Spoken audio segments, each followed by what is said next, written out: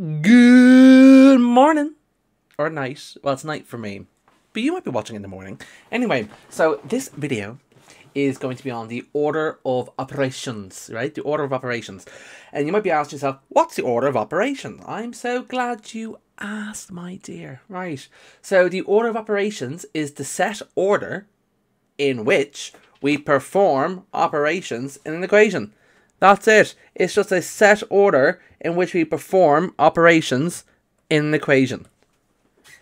Just to recap, operations in maths. An operation in maths is just a symbol that tells us to do something. So, for example, like this symbol means add. Yeah. That symbol means minus. Divide. Hate this symbol. But get that later. Divide. That symbol means multiply or times. We have the square root symbol or operation.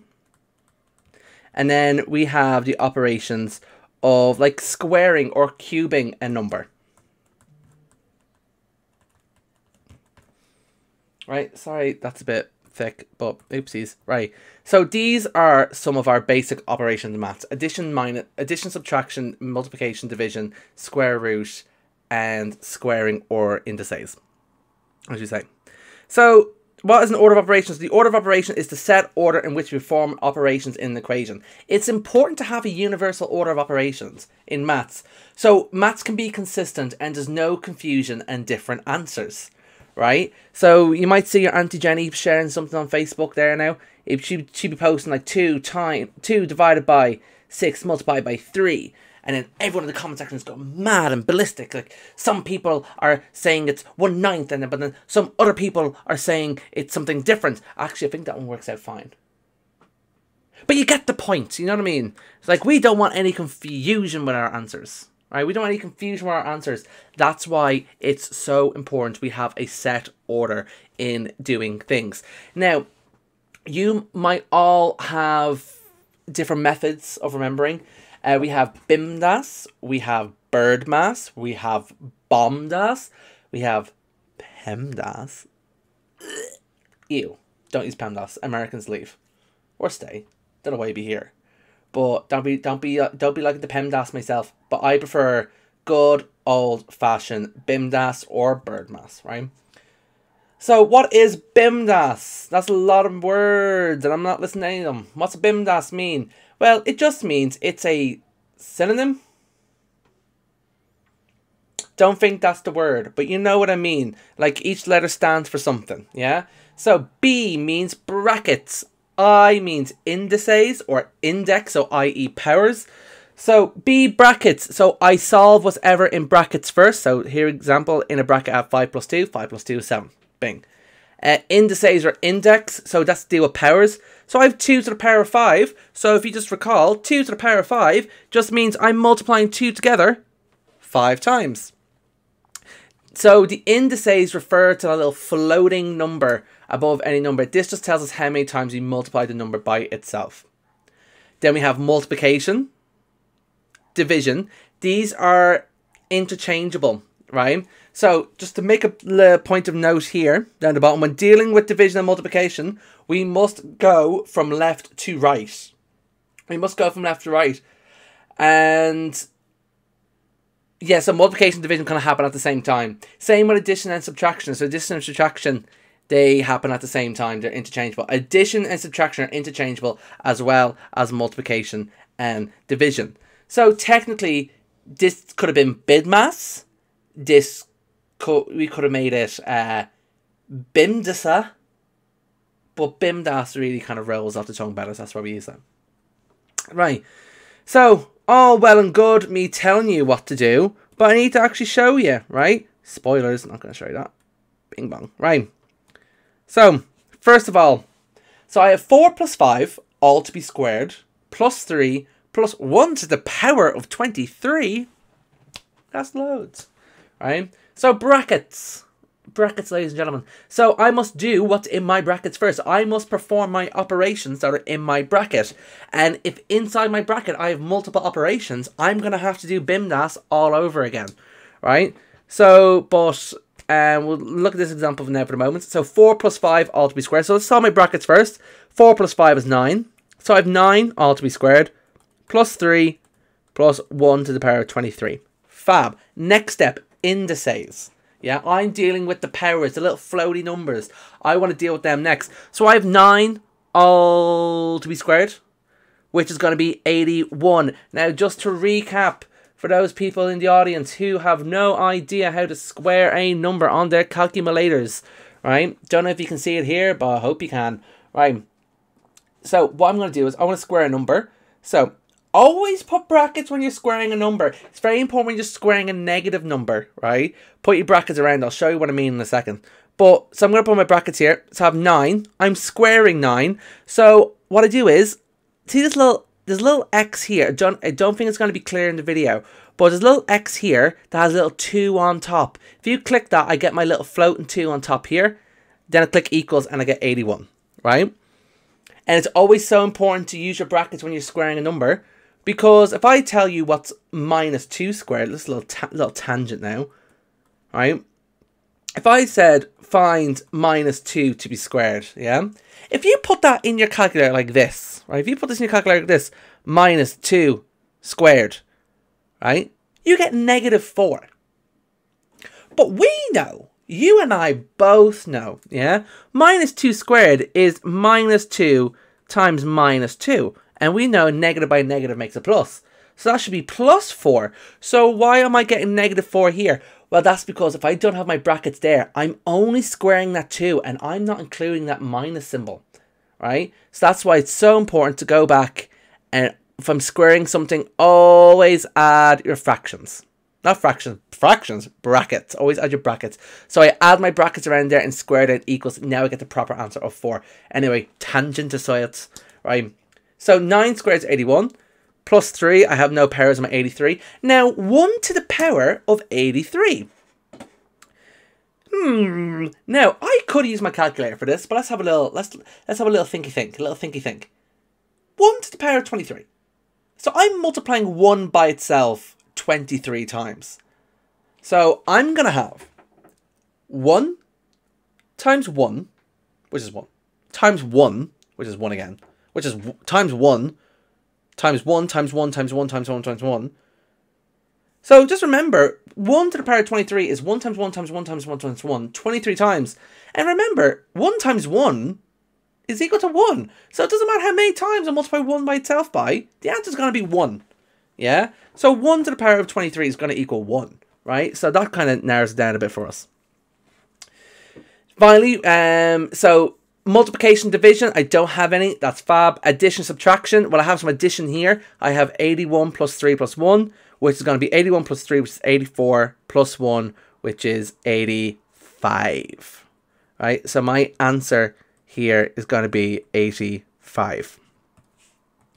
And always, always, always double check your answer on your calculator. Yeah? Always double check your answer on your calculator, especially with these order of operation questions.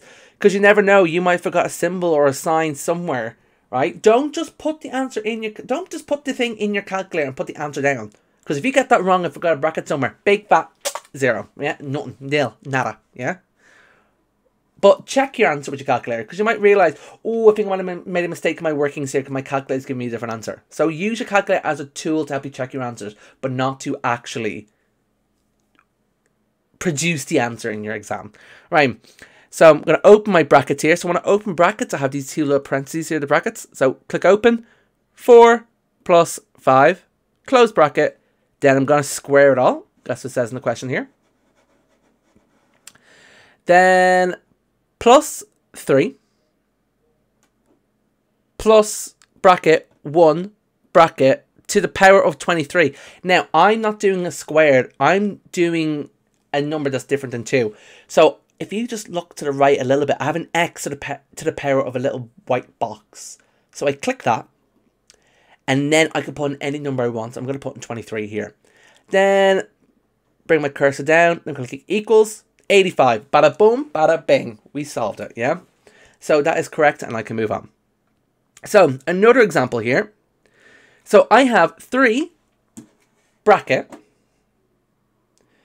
Let me get rid of this. 3 bracket, 12 divided by 3, all to be squared, plus minus 1, all to the power of 20, right? So, brackets, let's do my bracket first. I'm going to have 3 times. Now, in my bracket, I have 12 divided by 3, which is 4. All to the power of 2. Plus minus 1 to the power of 20. Now, let's do my indices. So, now I have 3 times 4 squared, right? This squared is only applied to this 4. If there was a bigger bracket, applied to the 3, but it's only applying to this 4. So, 4 squared is 4 times 4, which is 16. So, I have 3 times 16 here. Oh, I should have mentioned, if I have a number outside a bracket here, if I have a number outside a bracket, it just means multiply. So it'd be 3 times 16 plus minus 1 to the power of 20. So remember, minus 1 to the power of 20 is minus 1 times minus 1 times minus 1 times minus 1 times minus 1, 20 times. Recall, minus 1 times minus 1 is positive 1. Yeah, because a minus by minus is a plus. So we look at our rules of multiplying negative numbers. So if you repeat this 20 times, our answer is always going to result in a 1. Because it's just a little thing to note here. If I have a negative number to the power of an even number, my answer is going to be positive. And if I have a negative number here to the power of an odd number, my answer is going to be negative. Right? It's just something to note. It's not that important because you can use it on your calculator. But just make a mental note of it for yourself. So then plus minus 1 to the power of 20, which is just going to be plus 1. Now do my multiplication. 3 times 16 is going to be a number. That's quite big. And I believe it's going to be 48. Plus 1. Then addition, 48 plus 1 is 49. Therefore, my answer is equal to 49. And box and highlight my answers. And now let's double check my answer on my calculator. So I'm going to whip up my calculator again. Ding, ding, ding, ding, ding, ding, ding, ding. Oh, clear there. So I have 3 bracket 12 divided by 3 close bracket squared plus bracket minus 1 bracket to the power of 20. I'm going to click equals, bring my cursor down, click equals. I get 49. And as you see here, my answer is 49. So bada boom, bada bing. I solved it. Aye. And yeah. So that is order of operations. So let's do some more examples now just to fill out this video a little bit. So here's some examples here. Oopsie daisy, let me just get rid of this calculator. Right, so 15 minus 10 divided by 2 plus 6 times 4. Right, so first of all, brackets. Right, look up here. Let's start with my brackets. Do you have anything in my brackets? No, I don't. I don't have any bracket. Well, I have that 4 marks, but like, let's ignore that for the moment. Yeah. Right, ignore that for the moment. So I have no brackets, so my sum is going to stay the same. So 15 minus 10 divided by 2 plus 6 times 4. Do I have any indices or powers? No, I don't. So it's going to stay the same. Now multiplication and division. Right, so multiplication and division. I do have some multiplication and division. And remember, I'm working from left to right. So I'm going to have 15 minus 10 divided by 2. 10 divided by 2 is 5. Plus 6 times 4, which is 24. Then addition, subtraction. 15 minus 5 plus 24. Then my answer here is going to be 34. And that's going to be my final answer, 34. And make sure to box and highlight your answers. Again, always check your answer on your calculator to help verify. Here's another example here. 15 divided by 7 minus 4 plus 12. right? Again, just ignore this little 4 mark thing. So, B, brackets. Do I have anything in my brackets? Yes, I do. I have the 7 minus 4. So it's going to be 15 divided by 7 minus 4, which is 3, plus 12. Fab. Indices. Do I have any indices? No, I don't. So I can move on to my multiplication and division. So multiplication and division, do I have any? Yes, I do. I have this 15 divided by 3. So 15 divided by 3 is 5. Then I'm adding 12. Then addition, subtraction. 5 plus 12 is 17. So my answer is 17. My answer is 17. Right. Let's move on to the next one here. So B, brackets. Do I have any brackets? No, I don't. So I can move on. Indices. Do I have any indices or powers? Yes, I do. I have this 3 squared here. So let's get rid of that. So that's going to be 4 times 3 squared. 3 squared is 3 times 3. So just remember 3 squared is equal to 3 times 3, which is equal to 9. So it'll be 4 times 9 plus 8 divided by 4. Multiplication, division. Remember working left to right with multiplication and division. So 4 times 9 is 36 plus 8 divided by 4, which is 2. Addition and subtraction. 36 plus 2 is 38. Therefore, my answer here is 38.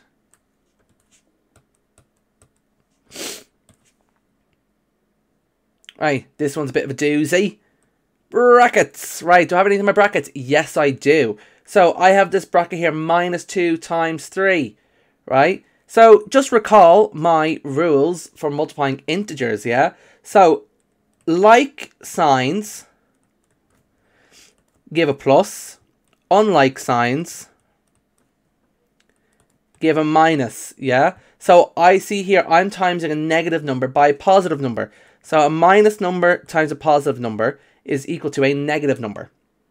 So what I do is 2 times 3, which is 6. What's the sign going to be? Well, I'm multiplying a negative by a positive number. So my sign is just going to be negative. Then I have the whole bracket squared. Minus 2 times 3 squared. Indices. Do I have any powers? Yes, I do. So I have this minus 6 squared. So just remember,